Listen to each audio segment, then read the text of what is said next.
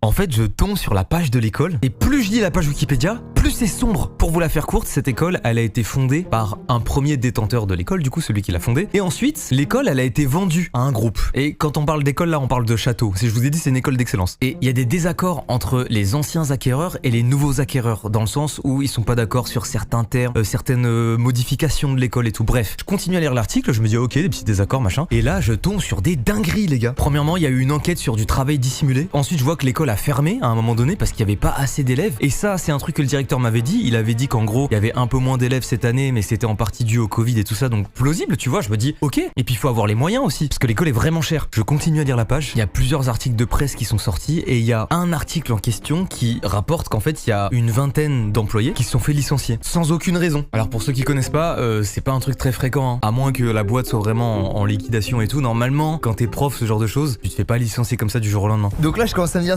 ça fait beaucoup. Et je vois qu'à partir de cet article de presse qui sort, il y a d'autres personnes qui se mettent à parler eux aussi. Il y a des professeurs qui se plaignent de burn-out, il y a des élèves et des parents qui parlent aussi. Et dans tout ce lot, il y a même des gens qui parlent du directeur et qui notamment expriment le fait qu'il fonctionne au management de la terreur. Mais c'est allé très loin, on parle de menaces de mort et tout. Bref, je lis tout ça. J'étais en train de faire ma petite vidéo tranquille, juste je voulais venir à l'école, m'éclater avec les gens, faire les cours sérieusement et tout. Je suis là, je suis en train de faire l'article, je lis. Inspection du travail, burn-out, licenciement abusif, management de la terreur.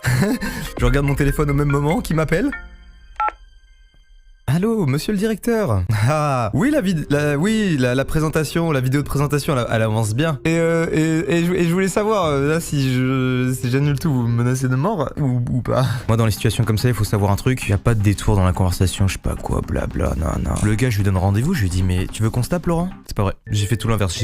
J'ai arrêté de toucher à mon téléphone. J'ai plus jamais répondu. On a dit stop et à plus.